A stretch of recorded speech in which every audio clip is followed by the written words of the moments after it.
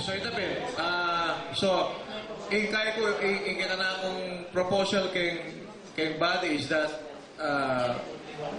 do we agree or do we vote that the first project of our batch is to help our less fortunate batchmates. Diba? So Viva Voce o Nano, ang namin kahit ako, is this the overwhelming sentiments of all those present? Amerika, makakompleto nila kasi konti lang sila doon Good observation. But I think, itapin para ka na ako, we decide first if that is our priority because if ilong decided ang priority, then the next step na sinabi na rin maging biktima ka rin, pare. Sabi na, atinamo rin ka niya, apisabi na mo. Irandi ka na, pare. Ambo, palo na ng buhay, bayan ng June. Pero, itapin,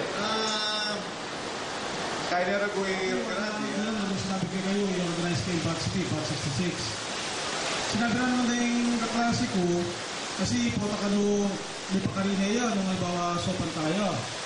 Dahil yung mga liwa, kagutang do, nanong kategorya para sopan tayo sa klase ka? Let's portray kayo, panetang nagigil, i-communicate. Kasi, patsi, isang ulat natin, alalangan nito. Hindi ulat natin pa mo itang panetang nagigil, atintang committee or what kikitang batch 77. What's the call? Very informative ito. Okay, sir. Good point siya. Yan, imetong pa point itapin tuloy yan ng kanako. First was the communication. Mag-communicate tamo, dapat may core group tamo. Kita mo initially, almost 90% nila tamo. Suggestions, comments, or whatever. Maluyo. Palagay ko na yan. Palagay ko, bayo tayo isipan ng project Dapat i-strengthen tayo pa yung core group tamo Kasi, nung puros tamo lalong mga ganyan, o takay, mag-committed rin ng aliwa, sulang datang kaya katamong fellowship mga ganyan, o takay, next month, mangyaws ka meeting, at tama nga buong project niya. Kung every year tayo makikita, I think it will be very unproductive. So, dalawa na. We make meetings regularly and then we make a project at the same time. Yun ang sir.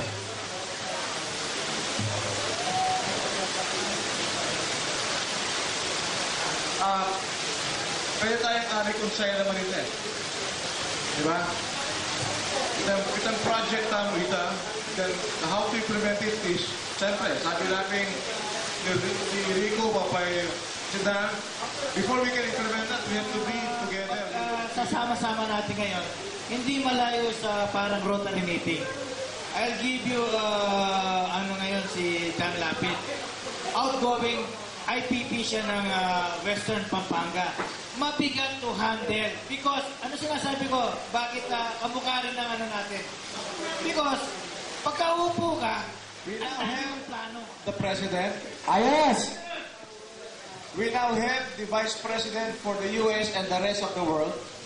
So we just need to have the Vice President for the Philippines, representing the Philippines. Rico Duya. Rico Duya. Actually, dapat, ginana niyo ko pa akong tinggap ka